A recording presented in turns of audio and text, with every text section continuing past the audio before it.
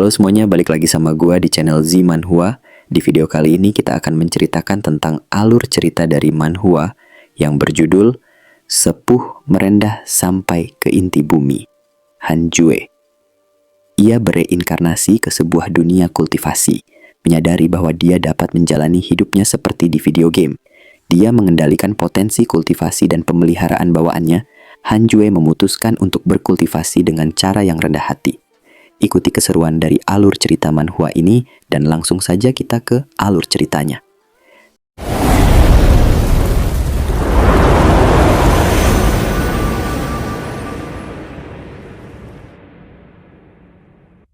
Cerita dimulai dari sebuah peperangan di sebuah sekte bernama Sekte Jadepur.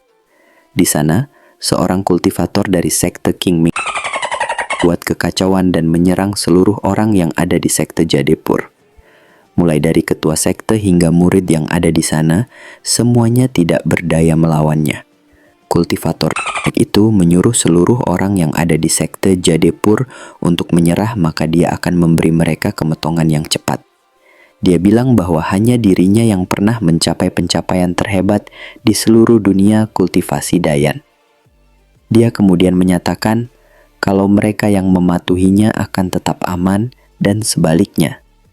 Jika mereka menentangnya, maka mereka akan habis. Seorang tetua yang terluka parah bertanya, apakah ini benar-benar akhir dari sektenya? Dia lalu bertanya pada tetua yang lain, apakah mereka masih bisa bertarung? Tapi Liao Xinging maupun tetua Taoist itu juga terluka parah, bahkan tidak bisa berdiri. Melihat mereka tidak bisa berdiri, tetua itu pun berpikir apakah sekte Jadepur yang sudah ada sejak 100 tahun yang lalu akan hilang menjadi abu. Kultivator menghancurkan papan nama dari sekte Jadepur.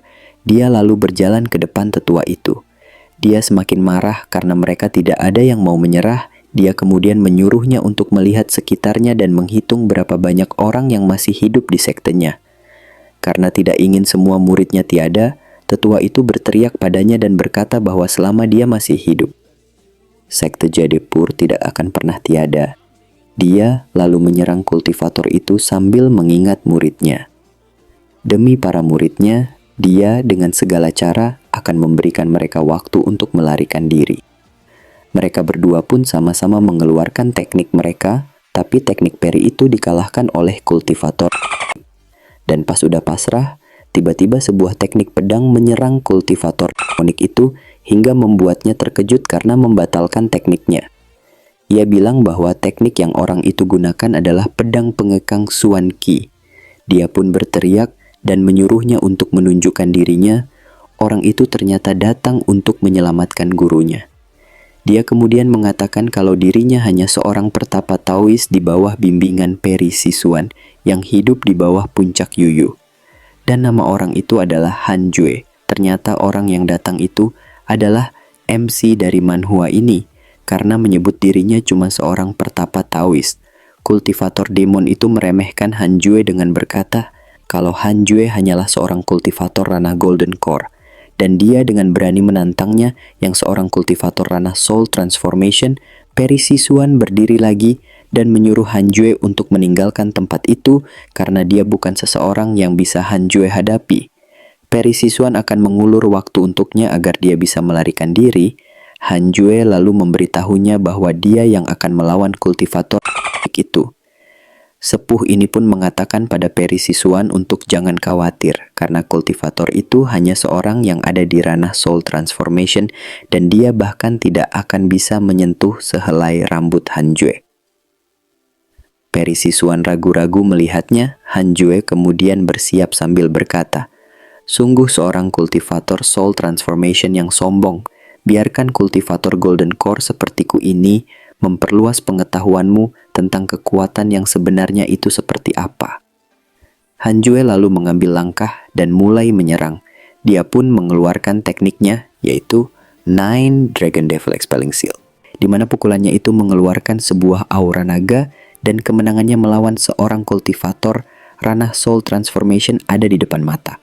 Ya, begitulah cuplikan dari chapter yang akan datang, dan disinilah episode sebenarnya dimulai, di mana seorang wanita sedang membicarakan sektenya yang sudah disusupi oleh seorang kultivator demon, dan dia secara khusus dikirim oleh sekte untuk melindungi sebuah kebun obat karena tetua sektenya sedang pergi. Si wanita pun menyuruhnya untuk jangan khawatir. Ternyata orang yang bersama dengan wanita itu adalah MC kita, yaitu Han Jue. Han Jue lega karena setidaknya dia masih berada di bawah perlindungan tetua sebelum dia mendapatkan akar spiritual yang berkualitas terbaik. Dalam pikiran Han Jue, dunia kultivator tidak damai sepanjang waktu. Dia harap dia punya keberuntungan yang bagus, dan kalau saja dia bisa menggunakan sistem kultivasi immortalnya segera mungkin, maka dia punya sarana untuk mempertahankan dirinya sendiri. Di sini, Han Jue belum masuk ke dalam sekte. Saat ini dia hanya seorang pelayan kebun, dan hanya wanita itu yang masuk sekte. Singkat cerita, esok hari pun tiba. Han Jue terus berdoa agar diberikan sebuah keberuntungan. Berhari-hari bahkan sampai setahun hingga 2 tahun kemudian, Han Jue tidak mendapat keberuntungan apapun. Han Jue lelah, karena sudah 2 tahun, akar spiritual tingkat tinggi tidak keluar, bahkan yang terbaik. Han Jue pun bingung, kalau seperti itu, terus kapan dia bisa memulai kultivasi? Han Jue kemudian berpikir, apakah dia langsung saja menggunakan medium akar spiritual saja? Tapi dia mengurungkan niatnya itu dan berpikir kalau dirinya tidak boleh berpikir seperti itu. Karena dalam hidup ini, dia ingin berkultivasi cukup tinggi agar bisa hidup lebih panjang dan tidak ingin meninggoy saat masih muda. Sebuah suara terdengar dari luar.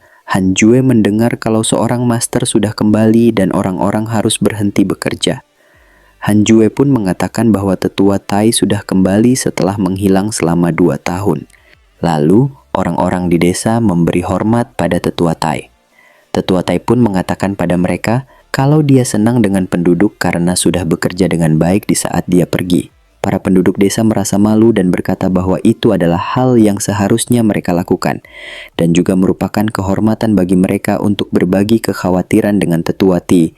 Perkataan mereka itu sontak membuat Han Jue jijik mendengarnya. Han Jue mengatai mereka sebagai sekelompok penjilat, dan kakek tua yang datang itu tidak akan memberikan sesuatu yang bagus pada penduduk desa.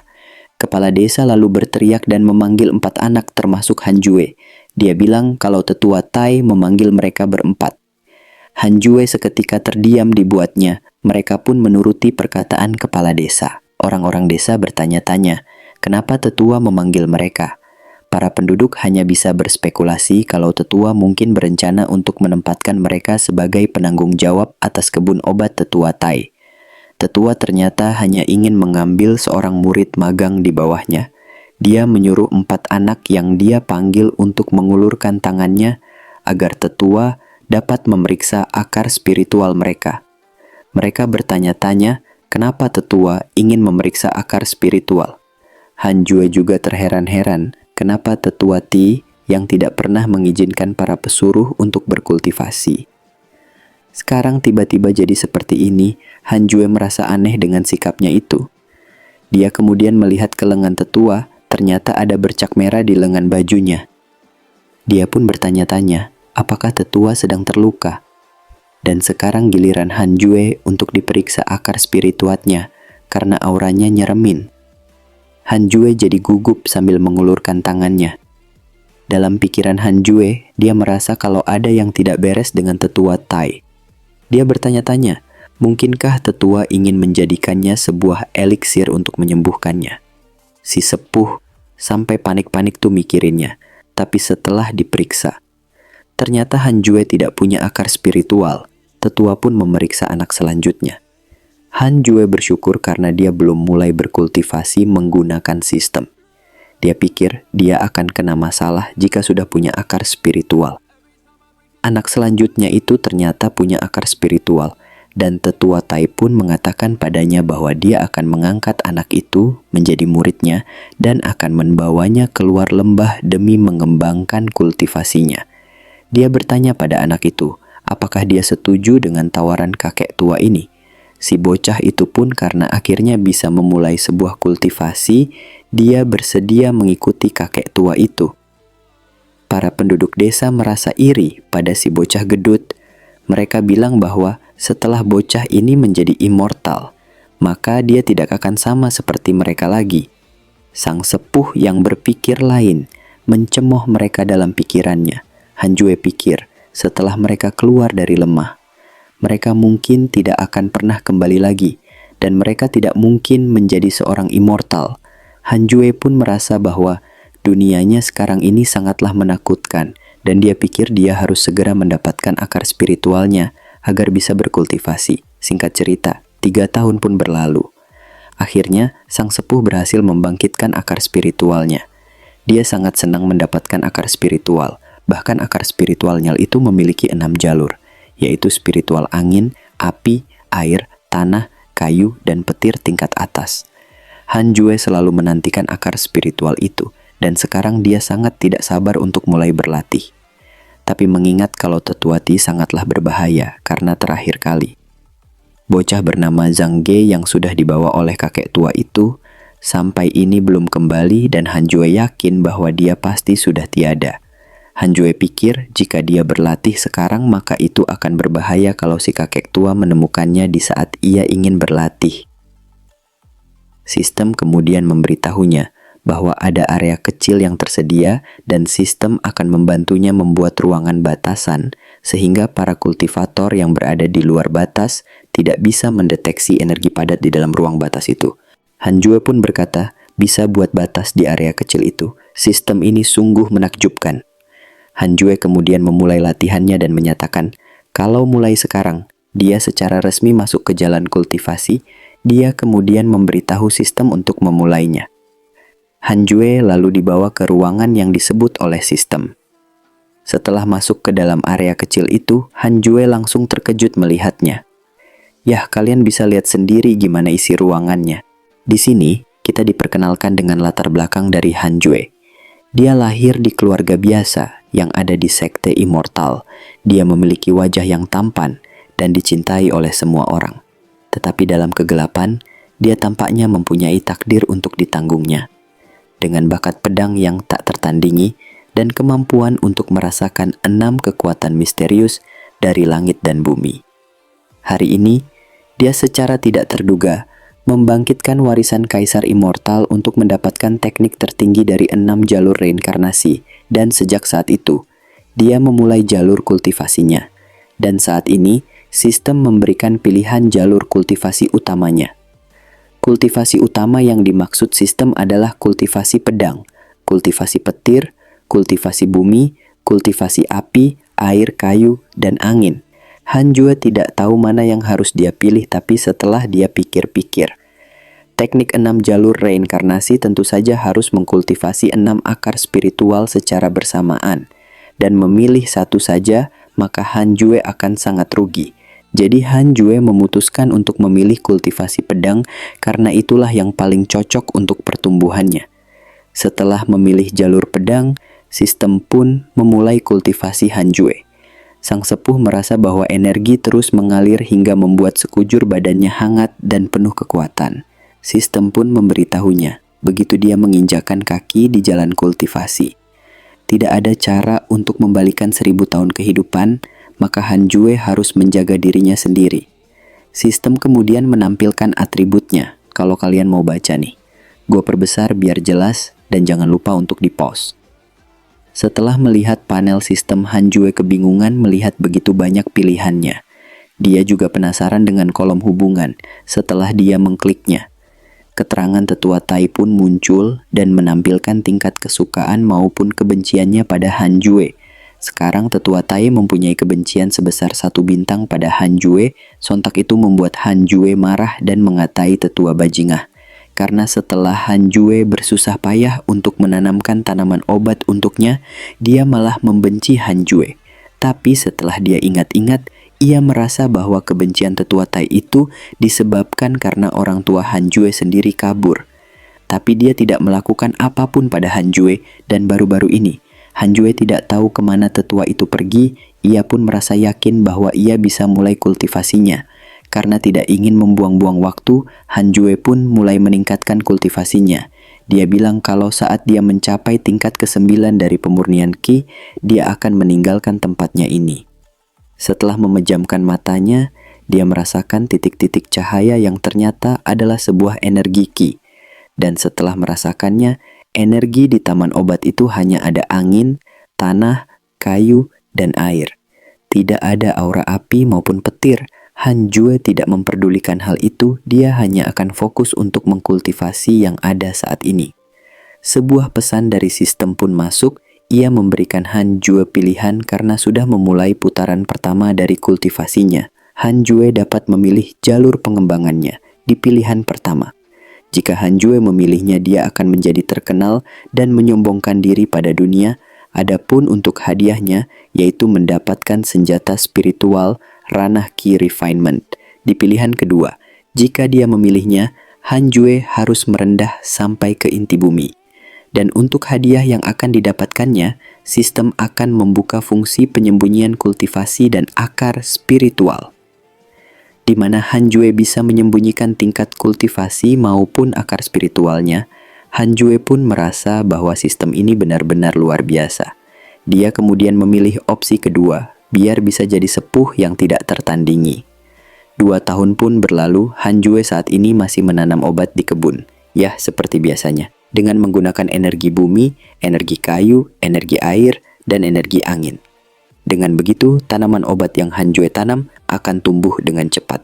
Dan benar saja, tumbuhan obat-obatan itu bertumbuh dengan sangat cepat.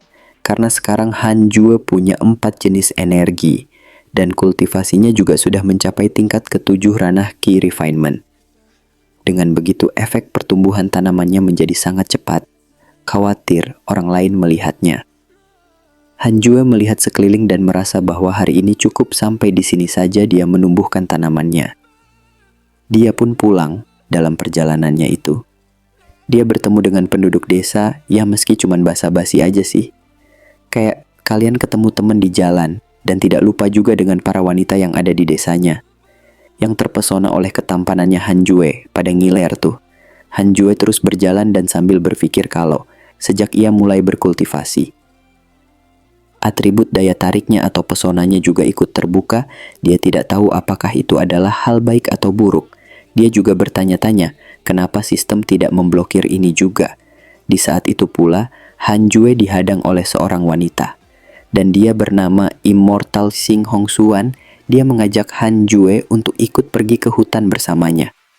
Ya, Han Jue nurut-nurut aja pas diajak, apalagi yang ngajaknya cewek cantik. Pas udah jalan di dalam hutan, Han Jue bertanya-tanya dalam hatinya. Karena Hongxuan yang membantu tetua Tai menjaga kebun obat, dan dia yang biasanya tidak mau repot-repot untuk berhubungan dengan para pesuruh seperti Han Jue.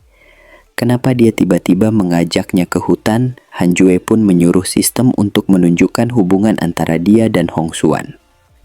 Setelah melihatnya, ternyata Hongxuan memiliki kesukaan bintang 2 pada Han Jue. Han Jue merasa bahwa ini tidak masuk akal, padahal dia tidak pernah berhubungan dengan Hongxuan. Dia bingung, kenapa kesukaannya bisa 2 bintang? Han Jue pikir dia mungkin terpikat oleh daya tariknya, dan itu bukan hanya terjadi dalam 1 atau 2 hari. Dia mungkin sudah mengincar Han Jue sejak lama. Meskipun begitu, Han Jue masih bertanya dalam hatinya, apa yang ingin Hongxuan lakukan padanya? Apakah dia ingin menjadikan Han Jue tungku kultivasi atau mungkin kultivasi ganda? Han Jue sebenarnya sedikit bersemangat untuk mencari tahu apa itu. Hongxuan lalu berbicara pada Han Jue. Dia bilang padanya bahwa dia tidak perlu gugup. Hongxuan hanya ingin bertanya, apakah dia ingin tetap menjadi pesuruh di sana selama sisa hidupnya. Han Jue pun menjawabnya dan mengatakan seperti ini. Nona Immortal pasti sengaja menggodaku. Siapa yang mau menjadi pesuruh seumur hidup mereka?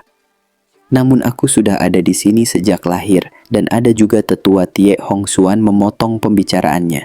Dia kemudian memberitahu Han Jue bahwa dia hanya perlu membantunya melakukan satu hal, dan Hongxuan akan membantunya untuk berkultivasi immortal dan menyingkirkan status manusianya. Han Jue bilang ia tidak tahu apa yang diinginkan oleh Hongxuan, tapi ia bertanya apa yang harus dilakukannya. Hongxuan pun memberitahunya. Dia hanya perlu membantunya memperoleh resep tetua Tai, dan Hongxuan akan membawanya keluar dari sekte Yu Qing dan Hong Xuan akan membuatnya bergabung ke sekte demon.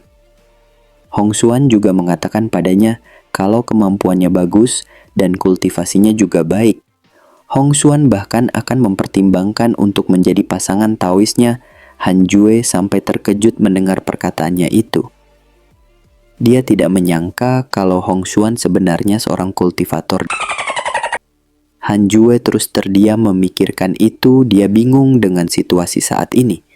Kalau dia menyinggung sekte Yuking, maka dia akan dikejar sampai ke ujung bumi. Dan kalau dia menolak permintaan Hong Xuan, saat ini juga dia akan dihabisi. Mengingat pegunungannya sangat dalam, dan saat ini Tetua Ti tidak ada di kebun obat. Jadi Han Jue pikir tidak akan ada gunanya ia berteriak. Hong Xuan lalu menyuruhnya untuk memikirkannya perlahan-lahan dan dia bisa menunggu jawabannya. Tapi dalam pikiran Han Jue, dia memiliki tingkat kultivasi yang sama dengan Hong Xuan. Tapi Han Jue belum mempelajari seni bela diri dan tidak punya senjata sihir. Dan Hong Xuan pastinya punya senjata tersembunyi, jadi Han Jue tidak bisa bertarung dengannya. Han Jue lalu mencari sebuah alasan dengan mengatakan bahwa dia tidak mengetahui lokasi barang itu. Dan selain itu ada rekan anggota Hong Xuan yang menjaga tempat itu. Han Jue juga tidak punya kekuatan kultivasi. Hong Xuan kemudian mendorong Han Jue dan mengatakan kalau dia tentu sudah tahu letak benda itu. Benda itu berada di loteng Tetua Tai. Dan saat ini kakek tua itu lagi pergi mencari herbal umur panjang. Dan dia tidak akan kembali dalam beberapa tahun. Dan sedangkan untuk para penjaganya, Han Jue tidak perlu khawatir Hong Xuan yang akan memancing mereka pergi saat Han Jue masuk untuk mencari resepnya. Hong Xuan bilang kalau itu tidaklah sulit. Hong Xuan lalu mengeluarkan sebuah pil, dan itu membuat Han Jue terkejut. Hong Xuan bilang bahwa pil itu bisa membuka akar spiritual, sehingga mempermudah pergerakan Han Jue. Hong Xuan memberikannya sebagai hadiah, tapi Han Jue yakin kalau hadiah dari Hong Xuan adalah sebuah racun. Dia kemudian memaksa Han Jue untuk menelan pil itu. Hong Xuan pun tersenyum dan mengatakan pada Han Jue untuk tidak khawatir, karena dia akan memperlakukan Han Jue sebagai seorang suami setelah pekerjaannya selesai. Han Jue yang ketakutan berterima kasih karena memberikannya sebuah pil. Ya, meskipun dalam pikirannya ia sempat mengumpat. Singkat cerita, Han Jue pun pulang. Saat di rumah, dia berteriak pada sistem untuk menghilangkan pil yang ada di tubuhnya. Han Jue kemudian memuntahkannya. Dalam pikirannya dia menyatakan kalau dia tidak akan pernah melepaskan Hong Xuan. Namun, ia bingung apa yang harus ia lakukan. Apakah dia harus mendengarkan Hong Xuan atau tidak? Karena anggota sekte demonik bertindak dengan segala cara yang bisa dilakukan. Dan juga tidak akan ada manfaatnya bila Han Jue membantunya. Sistem kemudian mengeluarkan sebuah quest. Karena Han Jue diancam oleh Hong Xuan, Han Jue dapat memilih pilihan yang diberikan oleh sistem. Yang pertama, jika dia mencuri resep tersebut, dia akan mendapatkan bantuan Hong Xuan, dan sebaliknya, dia akan mendapatkan kebencian 5 bintang dari sekte Yuking. Dan di pilihan kedua, jika dia menolak untuk membantu Hong Xuan, Han Jue akan mendapatkan skill berupa teknik pedang bernama Ultimate Finger Divine Sword. Han Jue terkejut karena ada sistem quest, dan juga meskipun dia tidak membantu Hong Xuan, dia tetap akan mendapatkan skill. Tapi Han Jue bingung kenapa ada pilihannya. Dia menyatakan kalau dia tidak akan pernah berdamai dengan Hong Xuan. Malam pun tiba, Han Jue masih berkultivasi di dalam kamarnya. Dan seseorang mengetuk jendela kamarnya, ternyata dia adalah Hong Xuan. Dia bilang dia sudah menemukan resepnya, dan itu ada di ruang kerja tetua. Hong Xuan akan memancing para penjaga agar menjauh dari rumah Tetua Tai dan Han Jue bisa masuk dan menemukannya. Han Jue pun menuruti perkataannya dan Hong Xuan mengingatkan Han Jue bahwa ada arai di loteng. Kalau terjadi kesalahan, maka Tetua Tai akan kembali. Hong Xuan pun memberitahu kalau waktunya tidak banyak dan harus cepat-cepat. Singkat cerita, mereka pun memulai rencananya. Kini Han Jue sudah masuk ke dalam pekarangan. Dia melihat seseorang yang sudah dihabisi oleh Hong Xuan. Dia tidak menyangka kalau Hong Xuan begitu ganas. Meskipun dia bergaul dengan para penjaga sepanjang waktu, dia bisa menghabisinya tanpa peduli. Han Jue sampai keringat dingin sambil menenangkannya yang tidak ia ketahui namanya. Di saat Han Jue sudah masuk mau ke dalam paviliun, dia mendengar seorang penajaga sedang mengejar Hong Xuan.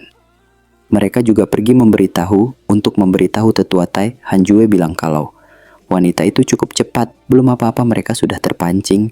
Han Jue pun bilang bahwa dia harus bersusah payah berpura-pura menjadi baik. Dia kemudian masuk sambil menyelinap dengan perlahan-lahan mencarinya. Setelah mencari ke semua tempat, dia tidak menemukan resepnya. Dikarenakan ruangan itu terlalu besar, Han Jue bingung gimana caranya dia bisa menemukan resep itu. Sambil memegang kotak pena, dia pun berkata bahwa Hong Xuan harusnya lebih mudah menyelinap masuk untuk menemukan resepnya. Tapi dia malah memaksa Han Jue untuk melakukan pertunjukan besar. Saat ini, Han Jue membuka kotak yang dipegangnya. Dia melihat kalau pena yang digunakan oleh tetua Tai terbuat dari emas, dan mereka para pesuruh terpaksa memakan makanan yang minim. Tiba-tiba Hong Xuan masuk melalui jendela, sontak itu membuat Han Jue terkejut. Hong Xuan bertanya padanya, apakah dia sudah menemukan resepnya? Han Jue pun gugup dan berkata, kalau ada terlalu banyak barang di ruangan itu sehingga dia tidak bisa menemukannya. Hong Xuan bertanya, apakah Han Jue hanya malas mencarinya? Dia bilang pada Hong Xuan kalau dia setia, tapi Hong Xuan mengancam Han Jue dengan berkata, jangan membual, sudah kulihat semuanya. Hong Xuan menakut-nakuti Han Jue dengan bilang kalau dia sudah menghabisi banyak orang dan tidak lagi peduli dengannya. Dan dia juga berani-beraninya membodohi Hong Xuan sambil mundur ke belakang. Han Jue bilang akan menjelaskannya, tapi Han Jue tidak sengaja menabrak rak buku. Dan dengan hokinya sebuah botol dari atas terjatuh hingga pecah. Isi dari botol itu ternyata adalah sebuah resep yang sudah ia cari-cari. Mereka sampai terkejut melihat resep yang ternyata disimpan di dalam botol. Ingin tahu bagaimana kelanjutan dari alur cerita manhwanya? Jangan lupa klik subscribe dan aktifkan tombol notifikasinya agar tidak ketinggalan video terbaru dari gua. And see you next time.